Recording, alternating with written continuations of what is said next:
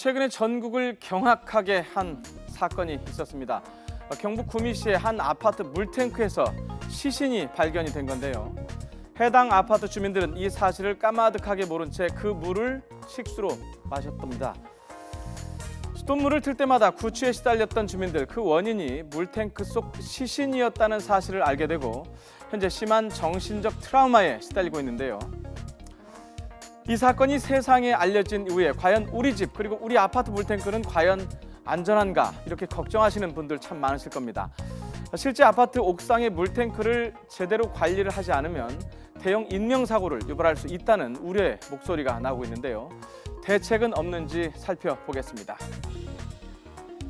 현행 수도법은 옥상 물탱크는 위생 점검자 이외의 사람이 접근을 할 수 없도록 잠금 장치를 해야 한다고 규정을 하고 있습니다. 하지만 많은 아파트 옥상 물탱크는 잠금 장치가 제대로 되어 있지 않은 곳이 많은데요. 지난 9일 중국인 시신이 발견된 경상북도 구미시의 모 아파트 옥상의 물탱크도 잠금 장치가 제대로 되어 있지 않았던 것으로 알려졌습니다. 모든 아파트에는 수영장처럼 큰 지하의 저수조가 있는데요. 이 저수조에서 주민들이 2, 3일간 사용할 수 있는 수돗물을 채워두고 공급을 합니다. 15층 이상 아파트의 경우 지하 저수조에서 모터펌프를 이용해서 가구별로 수돗물을 공급하지만은 오래됐거나 저층인 아파트에서는 옥상, 지하가 아니라 옥상에 물탱크를 두고 있습니다. 낡은 아파트의 경우 모터펌프 성능이 좋지 않은 탓에 일정한 수압을 유지하기 어려워서 옥상에 물탱크를 설치를 하고 있는데요. 그렇기 때문에 노후 아파트의 경우에 옥상 출입문 통제를 엄격해야 한다는 지적이 나오고 있습니다.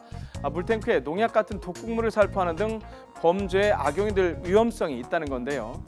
하지만 현행 소방법에는 옥상을 대피 공간으로 활용할 수 있는 경우에 출입문을 열어두도록 규정을 하고 있어서 마냥 꼭 잠가둘 수도 없는 상황입니다. 따라서 옥상은 상황에 맞게 활용을 하되 옥상에 물탱크가 있는 경우라면 물탱크 잠금 장치에는 철저한 관리가 필요해 보입니다. 이번 사고가 일어난 구미시는 이번 사건 이후에 긴급 대책회의를 열어서 급수차를 배치하고 주민들에게 생수를 제공하겠다고 밝혔는데요. 또 기본 급수관을 소독하고 기존 관을 폐쇄하겠다 이렇게 밝혔습니다. 앞으로 주민들이 기존 급수관을 소독해야 사용할 경우에도 주민들이 찜찜하게 여길 수 있어가지고 기존 관을 폐쇄하고 재건축에는 2주시까지 주민들이 불편이 없도록 18세대의 임시 수도관을 설치해서 음용수로 사용하는 계획을 아파트 입주 대표에서 어제 결정하였습니다.